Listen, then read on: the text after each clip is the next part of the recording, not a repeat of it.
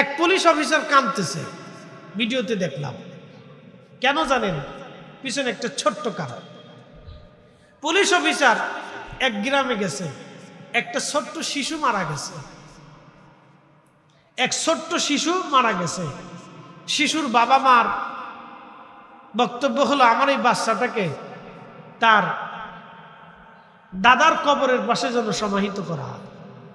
এখন দাদার কবরটা পড়ছে হলো চাচার জমির ভিতরে। আর চাচা বলতেছে, না, আমার জমির ভিতরে আমি আর কাউরে কবর দিতে দেব না। গ্রামের মানুষ বুঝাইলো যে একটা ছোট বাচ্চা, তার সাথে তার দুশ্মনী নাই, কতটুকুনি বা জায়গা যাবে, যাক না একটা কবরের জায়গা তুমি একটু দয়া করে দাও। বুঝাইতে পারে না। থানার থেকে পুলিশ গেছে, পুলিশ অফিসার গেছে, সে অনেক দীর্ঘ সময় বুঝাইছে, কিন্তু বুঝাইতে পারে নাই। শেষ পর্যন্ত পুলিশ অফিসার স্থির থাকতে না পেরে নিজের চোখের পানি ছেড়ে দিছে যে মানুষ এতটা কঠিন হৃদয়ের কি করে হইতে পারে। বুঝতে পারছেন? তাহলে আমরা সমাজ কতটা নিকৃষ্ট পর্যায়ে গেছি খালি দেখেন। আমরা কত নিকৃষ্ট পর্যায়ে গেছি তা শুধু দেখেন। শুধু চেয়ারম্যান মেম্বারের দোষ দিয়ে লাভ নাই। চেয়ারম্যান মেম্বারের উপর থেকে ফোন পাঠায়, চেয়ারম্যান সাহেব উনি কিন্তু আমার ওই জ্যাঠাতো ভাইয়ের শাসতো ভাইয়ের শালার হলো সম্বন্ধী। বুঝেন নাই মনে হয়? স্বাস্থ্য ভাইয়ের জ্যাঠাতো ভাইয়ের শালার হলো সম্বন্ধী। তার মানে কত বড় আত্মীয় দেখেন, বিরাট বড় আত্মীয়। এখন উপর থেকে ফোন দিয়েছে, চেয়ারম্যান সাহেব চিন্তা করলো, উপর থেকে ফোন আসতেছে, অমুক জায়গা থেকে তমুক জায়গা থেকে বারবার ফোন আসে। চেয়ারম্যান সাহেব ওই যে দেখেন, এ কিন্তু আমাদের লোক, এ কিন্তু আমাদের লোক। এত জায়গায় ফোন আসার পরে চেয়ারম্যান সাহেব আর ওই মেম্বার সাহেব আর সাধারণ যারা বিচার সালিশ করে মাতব্বর সর্দাররা অনেক সময় গরিব মানুষের পক্ষ নিতে পারে না। কি কথা বললাম? কারণ গরিব মানুষের পক্ষে তো ফোন আসে না, অনেক সময় পারে না। এই জন্য এই ক্ষেত্রে আমি বলি অন্য নিরুপায় হয়ে যায়। নানান প্রবলেমের মধ্যে সীমাবদ্ধতার ভিতরে, অসুবিধার ভিতরে তারা পড়ে যায়। এই জন্য জনগণ যদি আমরা ভালো হই, মিথ্যা সাক্ষ্য যদি আমরা না দেই, তাহলে আমরা আশা করি আমাদের সমাজ পরিবর্তন হবে। কথা বলেন ঠিক না বেঠিক? এক্ষেত্রে আমাদের সবার সচেতন হতে হবে। ন্যায় কাজে ন্যায় বিচারে, ন্যায় কাজে ন্যায় বিচারে, ন্যায় সাক্ষ্যে যারা সহযোগিতা করবে, আল্লাহ তাদেরকেও আরশে মুআল্লার নিচে জায়গা করে দিবে। একসাথে বলবেন আল্লাহু আকবার। আরো এক বান্দার জায়গা হবে, যে বান্দার ডান হাতে দান করছিল, বাম হাতে জানে না, এক হাত দিয়ে দিছে আর এক হাতে, এর অর্থ হলো ফি সাবিলিল্লাহ, শুধু আল্লাহর জন্য দান করছে, শুধু আল্লাহর জন্য দান করছে। আমাদের রমজান আসলে কিছু ধনীরা ঢাকার থেকে আসে গ্রামে, কিছু বিদেশিরা প্রবাসে থাকে, ইউরোপ আমেরিকা থাকে, তারাও আসে। চিন্তা করলো এলাকার মানুষের দান সৎকার করি, তো কদ্দুর জাকাতের লুঙ্গি, জাকাতের পাঞ্জাবি, জাকাতের থ্রি পিস নিয়ে আসে। জাকাতের মার্কেট কিন্তু ঢাকার গুলিস্তানে আছে, আলাদা মার্কেট। কি আপনারা নরসিংদীর লোক কাপড়ের ব্যবসা করেন, আপনারা কিন্তু ভালোই জানেন। জাকাতের কাপড় আলাদা, জাকাতের থ্রি পিস আলাদা, এটা সিস্টেম করে আলাদা বানায়। 150 টাকার লুঙ্গি এমনভাবে দিছে, 150 টাকা করে হিসাব করলে 250, 5,000 করে দেওয়া যায়। লুঙ্গি দিছে 150 টাকার, বেটা ফইরে টইরা মাঠের ভিতর কাজ করতে গেছে, অথবা বেটা ফইরে মাসখানিক পরার পরে পেশাব করতে বসে নিচতে চেরাত করে ছিঁড়ে ভেড়ে চলে গেছে। এলো 150 টাকার লুঙ্গি। এই জাকাত দিয়ে কোনো লাভ নাই। বলে কারণ কি? আমি যেই পাঞ্জাবি গায়ে দিছি, আমার এক গরিব ভাইকে ঠিক একই রকম পাঞ্জাবি জাকাত দিতে হবে। কথা কন না কেন? আমি যেই পাগড়ি মাথায় দিয়েছি, আমার এক সহপাঠী ভাইকে যদি, গরিব মানুষকে যদি সেই পাগড়িটাই দিতে হয়, তাহলে আমার এইরকম একটা পাগড়ি তাকে দিতে হবে। কথা ঠিক আছে কিনা? এ হলো জাকাত। কিন্তু আমরা যে জাকাত দিই, এগুলো হয় না, এগুলো মানুষ দেখানো জাকাত। এই জন্য এই লোকের জায়গা হবে না, ওই লোকের জায়গা হবে যে ডান হাতে দান করলো, বাম হাতে জানলো না, অর্থাৎ ইখলাসের সাথে দান করে দিল। এই লোকের দান আল্লাহর দরবারে এমনভাবেই কবুল হবে যে আল্লাহ তারা হাসরের ময়দান থেকে বাইসা ডাইকে টাইনা ফেরেশতাদেরকে ধরে ধরে নিয়ে আল্লাহর আরশে মুআল্লার নিচে জায়গা করে দিয়া, বেহেশতের ভুনা দামি খাবার বসাইয়া জমজমের পানি, হাউজে কাউসারের পানি তারে খাওয়ানো হবে। একসাথে বলবেন আল্লাহু আকবার। আর এক নম্বর লোকের জায়গা হবে। এই লোকটা হলো যে নামাজ পড়তে যাইত, মসজিদ থেকে বের হইয়া আবার কখন আজান দিবে দিলটা মসজিদের মধ্যে রেখে আসত। এই লোকটার জন্য আল্লাহ আরশে মুআল্লার নিচে জায়গা বরাদ্দ করে দিবে। একসাথে কন্যা মারহাবা। আজকে ভৈরব থেকে আসতেছিলাম, এক ভদ্রলোক, কিছুদিন আগে আমার এক মাহফিল ছিল, ভদ্রলোক 40 বছর ধরে আজান দেয় বিনা বেতনে, আজকে মারা গেছে। 40 বছরের মুয়াজ্জিন আজকে মারা গেছে। তার অর্থ বুঝছেন, 40 বছরে তার নামাজ কাজা হয় নাই। একসাথে বলবেন আল্লাহু আকবার। আজানের জন্য একটা বিনিময়ে একটা টাকাও কোনোদিন নেয়নি। এই সমস্ত লোকের আল্লাহ আরশে মুআল্লার নিচে জায়গা বরাদ্দ করে দিবে। একসাথে বলবেন মারহাবা। আর একজন লোককে আরশে মুআল্লার নিচে আল্লাহ জায়গা বরাদ্দ করে দিবে। তারা কারা? আল্লাহর নবী বললেন, কিয়ামতের মাঠে আরশে মুআল্লার নিচে নূরের মিম্বরে নূরের চেহারা নিয়ে তারা বসে থাকবে। মিম্বর হবে নূরের, চেহারা হবে নূরের। নবীরা পর্যন্ত ঈর্ষা করে বলবে, আল্লাহ এরা আবার কারা? নূরের টুপি পইরা নূরের মিম্বরে নূরের চেহারায় তোমার আরশে মুআল্লার নিচে যারা বসে আছে এরা কারা? আল্লাহ ডাক দেবে, এ নবী এবং শহীদরা, এরা হলো ওই ব্যক্তি যারা দুনিয়াতে একজন আর একজনকে আমি আল্লাহর জন্যে ভালোবেসেছিল। এজন্য আমরা তরিকতপন্থী যারা আছি, আমরা সুন্নি সুফিপন্থী যারা আছি, আমরা আল্লাহর জন্যে তার ওলিদেরকে ভালোবাসি। কথা বলেন ঠিক কিনা? যে যাহারে ভালোবাসে সে তো কবু ভুলে না, যে যাহারে ভালোবাসে সে তো কবু ভুলে। মৌলা তোমায় ভালোবাসে, রসূল তোমায় ভালোবাসে, তুমি তারে ভুইল না।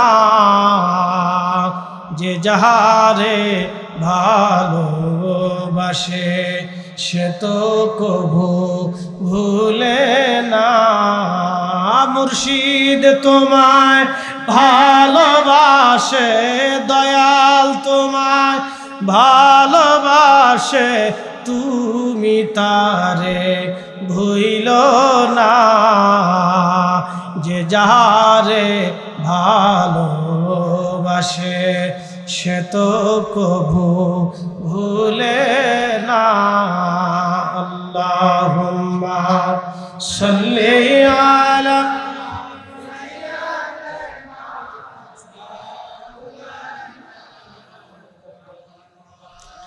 ওয়ালা আলি সাইয়্যিদিনা।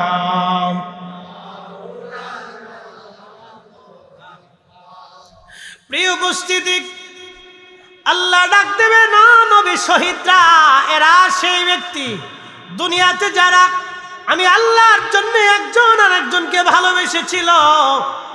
আজকে আমি আল্লাহ তাদের নূরের মিম্বারে আরশে মুআল্লার নিচে নূরের চেহারায় নূরের পোশাক পরাইয়া নূরের টুপি পরাইয়া আমি আরশে মুআল্লার নিচে তাদের জায়গা বরাদ্দ করলাম।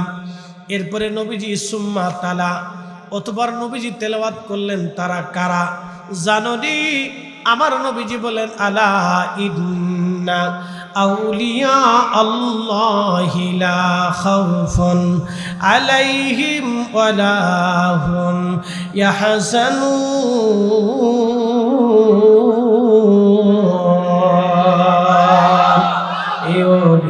আল্লাহর বাংলাদেশ, শহীদ গাজীর বাংলাদেশ, রহম করো আল্লাহ, রহম করো আল্লাহ।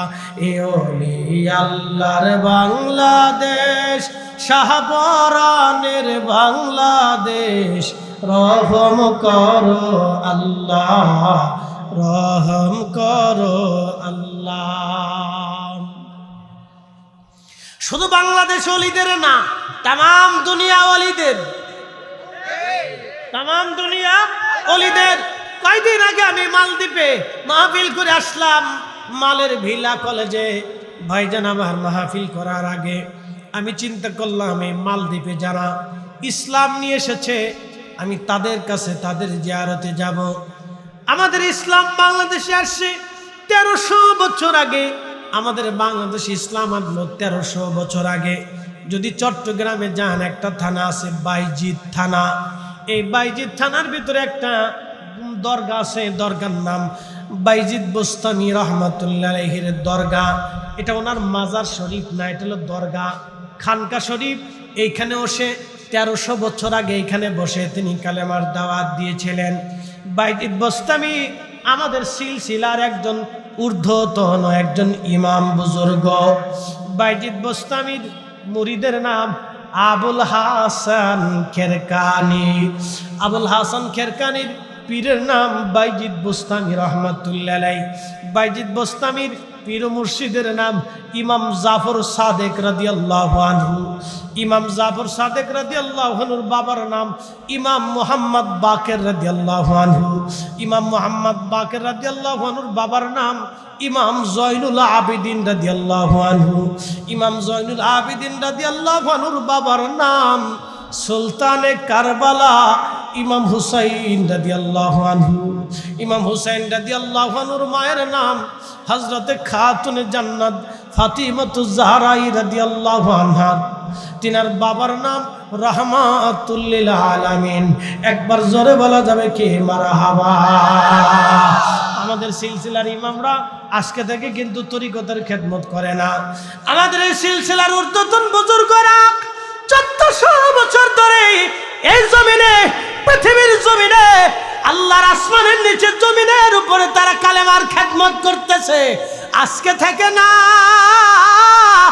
আজকে থেকে না, এই ভারত উপমহাদেশে আমাদের সিলসিলার ইমাম মুজাদ্দিদ আল ফেসানি ফারুকী রাহিমাহুল্লাহ, সম্রাট আকবর যখন ইসলামের সূর্য ডুবাই দিতেছিল, আজান বন্ধ হয়ে গেল, নামাজ বন্ধ হয়ে গেল, মসজিদ তালা মারা হলো, কোরআন হাদিস শিক্ষা নিষিদ্ধ করা হলো, কালাম পর্যন্ত সালাম পর্যন্ত নিষিদ্ধ হলো।